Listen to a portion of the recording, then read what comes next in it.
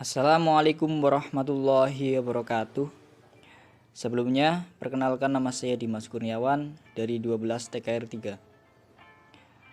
Di video ini, saya akan membawakan materi sejarah Indonesia, yaitu tentang Panitia Persiapan Kemerdekaan Indonesia atau PPKI.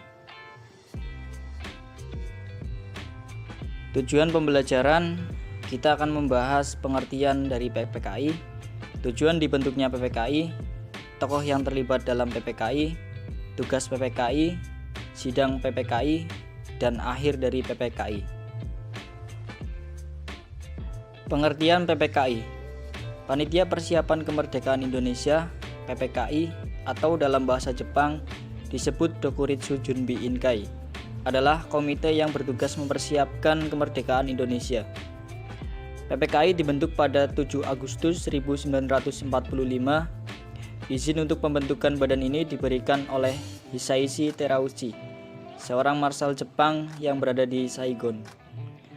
PPKI dibentuk sebagai badan pengganti BPUPKI, yaitu Badan Penyelidik Usaha-usaha Persiapan Kemerdekaan Indonesia yang telah dibubarkan.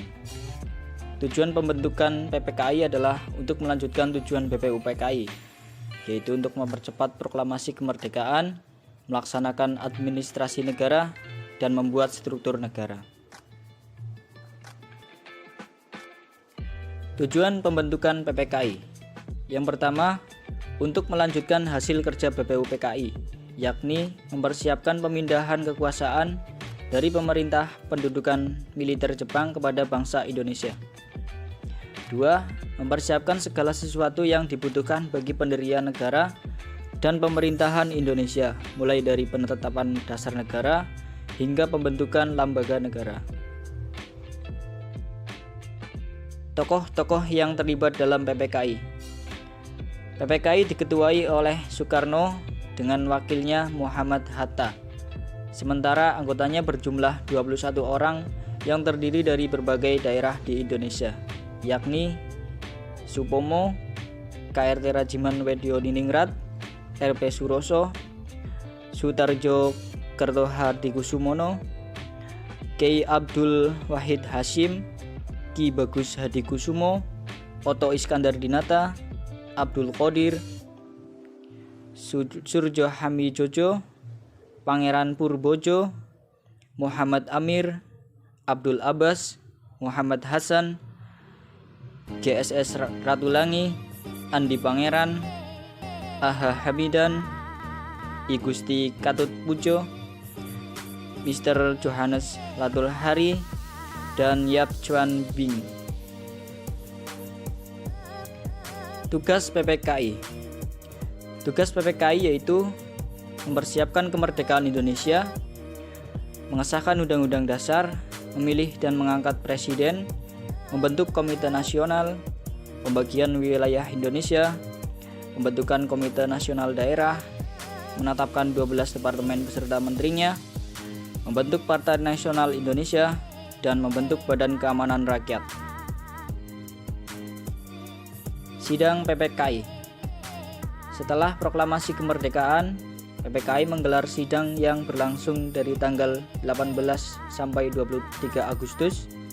Sidang PPKI ini merupakan kelanjutan dari sidang-sidang yang telah diselenggarakan sebelumnya oleh BPUPKI pada tanggal 10 sampai 16 Juli 1945 yang telah membahas dan menghasilkan rancangan Undang-Undang Dasar. Sidang pertama PPKI tanggal 18 Agustus 1945. Pada hari pertama ini, sidang berhasil mengeluarkan beberapa keputusan, yaitu yang pertama, mengesahkan dan menetapkan Undang-Undang Dasar sebagai konstitusi negara. Kelak disebut UUD 1945. Pengesahan Undang-Undang Dasar, kalimat ketuhanan dengan kewajiban menjalankan syariat Islam bagi pemeluk-pemeluknya, diganti menjadi ketuhanan yang Maha Esa. 2.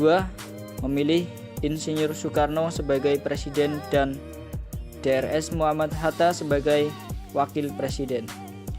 Itu berarti Indonesia menerapkan sistem pemerintahan presidensial. 3. Dibentuknya Komite Nasional.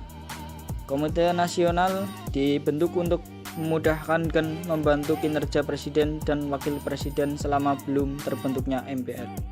Sidang hari kedua PPKI, tanggal 19 Agustus 1945. Pada sidang hari kedua, PPKI menetapkan beberapa hal. Yang pertama, membentuk 12 departemen sekaligus menunjuk pejabat departemen, yaitu Departemen Dalam Negeri, Departemen Luar Negeri, Departemen Kehakiman, Departemen Pengajaran, Departemen Pekerjaan Umum, Departemen Penghubungan, Departemen Keuangan, Departemen Kemakmuran, Departemen Kesehatan, Departemen Sosial, Departemen Keamanan Rakyat, dan Departemen Penerangan. Yang kedua, menunjuk para pejabat departemen serta menetapkan wilayah Republik Indonesia meliputi 8 provinsi, sekaligus menunjuk gubernurnya, yaitu meliputi Sumatera, Jawa Barat, Jawa Tengah, Jawa Timur, Sulawesi, Sunda Kecil, Maluku, dan Kalimantan. Ketiga, membentuk Komite Nasional Daerah. Komite Nasional Daerah dibentuk untuk memudahkan dan membantu kinerja Presiden dan Wakil Presiden selama belum terbentuk MPR di lingkungan daerah. Sidang hari ketiga PPKI, tanggal 22 Agustus 1945. Pada sidang hari ketiga, yaitu tanggal 22 Agustus, Presiden memutuskan berdirinya 3 badan baru, yaitu yang pertama, dibentuknya Komite Nasional Indonesia atau KNIP. Pelantikan 137 orang anggota KNIP dilakukan di Gedung Kesenian Pasar Baru, Jakarta. 2. Dibentuknya Partai Nasional Indonesia atau PNI, yaitu diketuai oleh Soekarno. Yang ketiga, dan dibentuknya Badan Keamanan Rakyat atau BKRI, yakni bertugas membubarkan peta, memberhentikan HIHO, pembentukan tentara, dan penolakan rencana pembelaan. Akhir dari PPKI. Setelah berhasil memproklamasikan kemerdekaan dan melaksanakan tugas dalam rencana kemerdekaan dan berhasil mewujudkannya, PPKI resmi dibubarkan pada 29 Agustus 1945. Pembubaran PPKI bersamaan dengan pembentukan dan pelantikan Komite Nasional Indonesia Pusat dan Provinsi untuk melanjutkan rencana tata pemerintahan selanjutnya. PPKI sangat berperan penting dalam penataan awal negara Indonesia baru. Walau kelompok muda kala itu hanya menganggap PPKI sebagai sebuah lembaga yang dibuat pemerintah pendudukan militer Jepang, namun terlepas dari anggapan tersebut, peran serta jasa badan ini sama sekali tidak boleh diremehkan apalagi dilupakan.